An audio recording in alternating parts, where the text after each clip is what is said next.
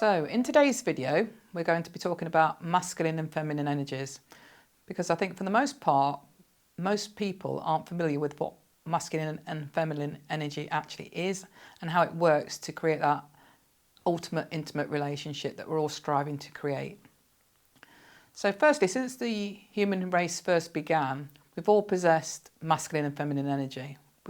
No matter what your gender, no matter what your sexual orientation, we all possess masculine and feminine energy. Now, if you're a woman, usually what that means for you is that you have got the more dominant feminine energy. And if you're the man, usually what that means for you is you've got the more dominant masculine energy. But that's not always the case. It can work in reverse. So whatever your more dominant energy is who you truly are at your core self.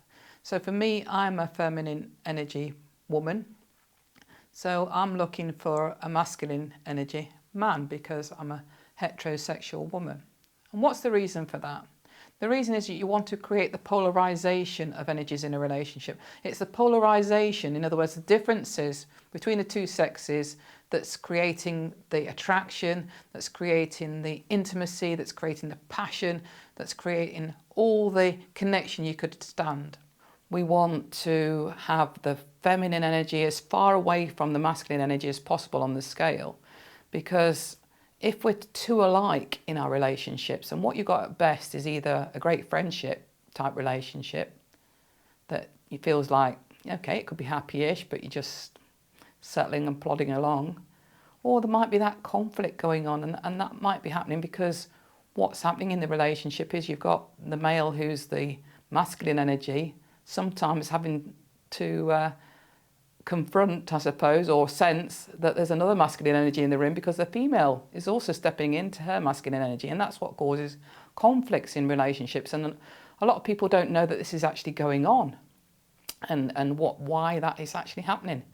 Well, the reason why it's happening is because we've been educated and we've been parented as women in particular to be more like men to succeed in the workplace. And that's great. You know, I'm not against equality. I'm very much passionate about women succeeding in the workplace. I'm very passionate about women having the right to votes and equality of pay and all of that. But where I think we fall down is we take that masculine energy that we're probably exuding in the workplace back home with us.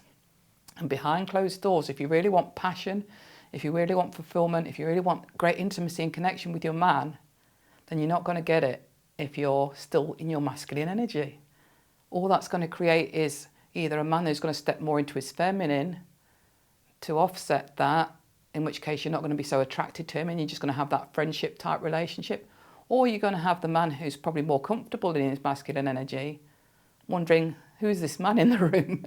And that's going to cause some conflicts now and again. Let me explain a little bit more. If we look at this chart, you can see it looks a bit like a medical heart rate chart.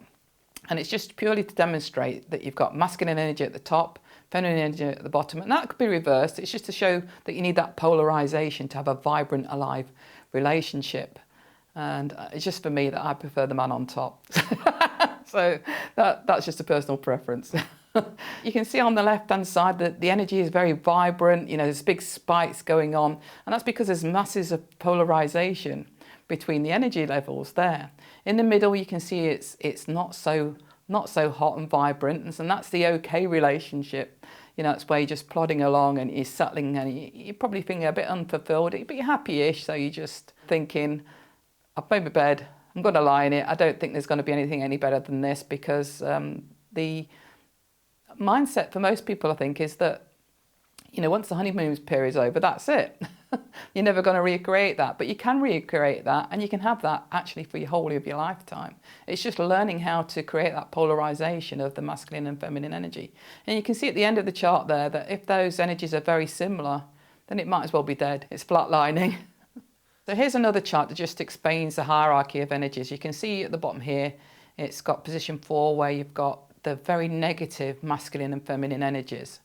Now, this is a position where you don't want to be. This is the most unhealthy relationship. And a lot of women think that when I'm talking about helping them to achieve more passion and intimacy, that they need to be subservient or they need to be submissive. And that's far from the case, because this is where It's a very unhealthy relationship, so it's the furthest away from where I'm trying to get you to be. So in position 4, let me explain it a little bit more. This is where you have got that subservient woman, you have got that submissive woman, you have got that fearful woman, because the man in this relationship, or the masculine energy in this relationship, is the very aggressive person in the relationship. He's the controlling, possessive energy in the room, so to speak. So that's not what I'm asking you to be.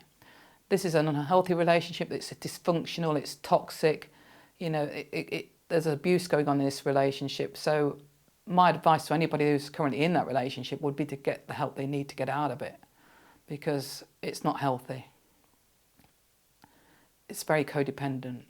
Stage 3 is where you've got a mix of that masculine and feminine, still the negative energy more prevalent, but there is a little bit of positivity there. In this relationship, you've probably got love, but there's probably not a whole great deal of trust going on. There could be addictions in this relationship. There could be adultery in this relationship. Generally, it's not very fulfilling. It's unsatisfying. And it's not, again, where we really want you to be. So what comes next after that? Position 2 on the diagram is a bit more of a healthy relationship, because you see you're entering into the positive space now of the masculine and feminine energies.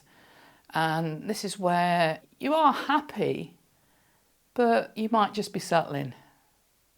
You might just be thinking, well, this is it, but I'm not feeling totally great and fulfilled, and I don't really understand why that is, but you know, for the time being, I'm okay, I'm happy, I can't really complain, and perhaps I'd like more intimacy, perhaps I'd like more passion, but you haven't got the skills or the knowledge to create that, because you don't know how to, because you've not been taught how to create that polarization.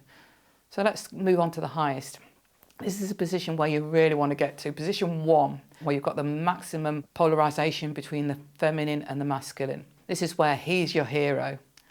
He's assertive. He's just oozing alpha male confidence. He's protective of you. You feel loved. You feel cherished. You're the sensual one. And you are very healthily being able to display your vulnerability. And this is where you're flexible as the feminine. This is where you're flowing. And this is where you've learnt to deal with how he thinks, how he behaves, and respond to him in a more feminine way to create that polarization. And this is exactly where I want you to get. And this is exactly what I teach in my workshops and with my one-to-one clients.